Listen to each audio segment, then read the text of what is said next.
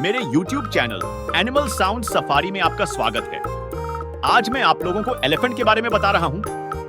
क्या आप जानते हैं हाथी के लंबे नाक उनके खाने पीने की व्यवस्था में हरदम लगा रहता है, जो कि गंध या सुगंध से जान जाता है।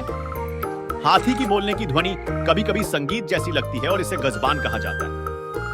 हाथी के गजबान को सुनकर लोग अक्सर आश्चर्य में पड़ जाते हैं कि यह ध्वनि कैसे ऐसे स्वर में सुनाई पड़ी देता है। ये धरती पर सबसे बड़े जीवंत प्राणी हैं, जिनका वजन 5 टन मतलब 500 किलो तक हो सकता है। ये जानवर समाज में सामाजिक रूप से व्यवस्थित होते हैं और अपने समूह के साथ सहयोग करते हैं। हाथी अपने आवास के लिए मुख्य रूप से वन क्षेत्रों और घास वाली जमीन का उपयोग करते हैं। इनकी त्वचा लगभग 200 जीन्स कपड़े को मिलाकर उतनी मोटी होती है। हाथी का बुद्धिमानता स्तर मानवों के बाद से सबसे अधिक होती है। हाथियों की सोचने की क्षमता उनके लंबे स्मृति की वजह से भी प्रसिद्ध है। ये जानवर अपनी बुद्धिमानी, संवेदनशीलता और सहयोगी स्वभाव के लिए विख्यात हैं, जो उन्हें प्रकृति की विरासत के रूप में महत्वपूर्ण बनाता है।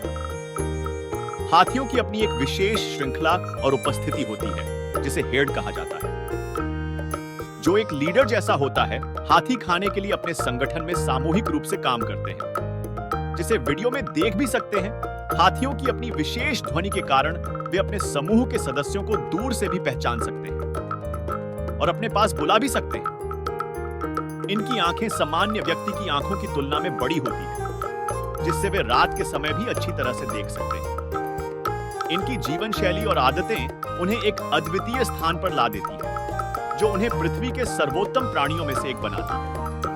ये जानवर अपनी बुद्धिमानी, संवेदनशीलता और सहयोगी स्वभाव के लिए विख्यात है, जो उन्हें प्रकृति की विरासत के रूप में महत्वपूर्ण बनाता है। धन्यवाद मेरे दोस्तों।